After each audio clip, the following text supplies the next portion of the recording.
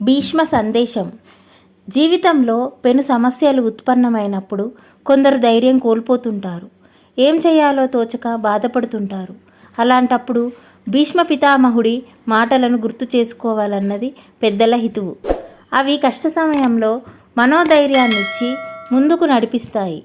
అవేమిటో చూద్దామా? ఎంతటి క్లిష్ట పరిస్థితులు ఎదురైనా ధర్మాన్నే అనుసరించాలి. బాధ్యతలను విస్మరించకూడదు. ఓర్పుతో, విశ్వాసంతో ముందుకు సాగాలి. స్వీయ నియంత్రణ అనేది అతిపెద్ద ఆయుధం. దుర్భర స్థితిలోనూ కోపతాపాలను ప్రదర్శించక తనను తాను నియంత్రించుకోవాలి. ప్రశాంతంగా ఉంటేనే సరైన నిర్ణయం తీసుకోగలరు. కాలం అమూల్యమైనది. దాని శక్తి ఎంతటిదంటే అది దేన్నైనా ఎవరినైనా మార్చగలదు.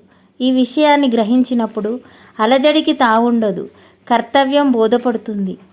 విచక్షణే యోధుల లక్షణం. సమస్యలు ఆత్మపరిశీలన చేసుకునే అవకాశాన్ని ఇస్తాయి. వాటిని ఎలా అధిగమించాలనే యోచన కుంగుబాటుకు బదులు ఉత్సాహాన్నిస్తుంది.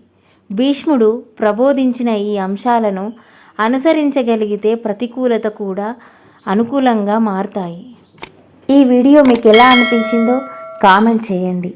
నా ఛానల్ని సబ్స్క్రైబ్ చేసుకోండి. Thank you for watching.